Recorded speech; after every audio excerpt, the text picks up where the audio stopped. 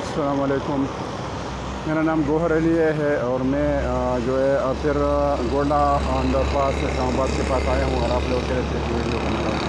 तो आज मैं रोड के अंडरपास से यानी रोड की साइड पर मैं सिर्फ खड़ा हूँ ताकि आप लोगों को सिर्फ ये जो लोकेशन है और इसका जो ऊपर से सूरत हाल है वो दिखा रहा हूँ। ये जिधर मैं खड़ा हूँ ये सामने बिल्कुल ये अंडरपास का सेंटर है। ये सामने से ये जितेरा की तरफ यानी कश्मीर हाईवे की तरफ ये गोला मोड़ है और इधर से ये जो मैं इधर खड़ा हूँ ये वाला सामने वाला जो हिस्सा है ये इधर से पुल बनेगा यानी इस तरफ ये जो I-14 की तरफ ये सामने ये I-14 की तरफ है और ये जो साथ अनवर हाइट बिल्डिंग है ये वाला।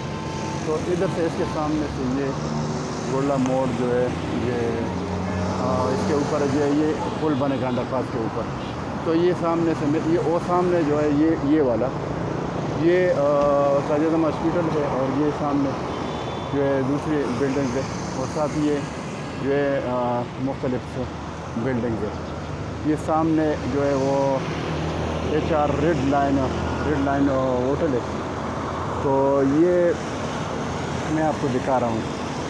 तो ये कि ये इसके ऊपर ये इधर पुल बनेगा और जो GT रोड है अंडरपास है वो GT रोड के ऊपर जो है नीचे अंडरपास बनेगा और जो ऊपर पुल का लेवल है ये जितेरा की तरफ यानी गोल्डा मोड़ और I-14 I-15 I-16 की तरफ जो रोड जाते हैं इसका लेवल ऊपर होगा यानी पुल के ऊपर।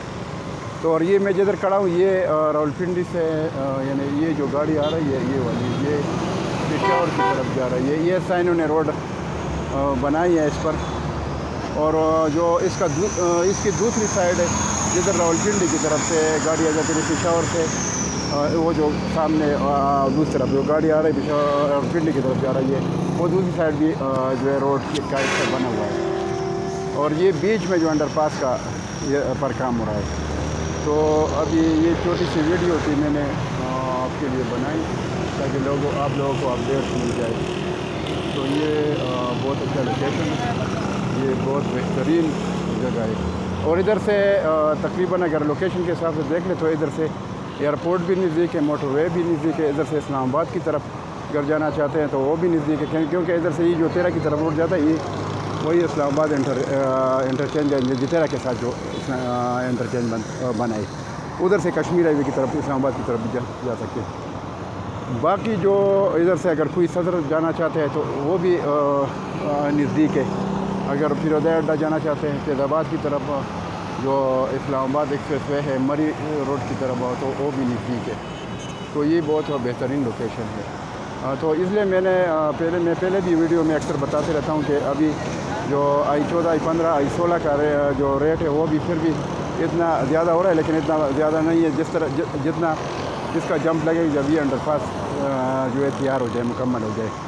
तो अभी इन्वेस्टमेंट का टाइम है और अभी अगर कोई इन्वेस्टमेंट करना चाहते हैं अपनी अमाउंट को सिक्योर और इन्वेस्टमेंट को सिक्योर बनाना चाहते हैं तो ये टाइम है।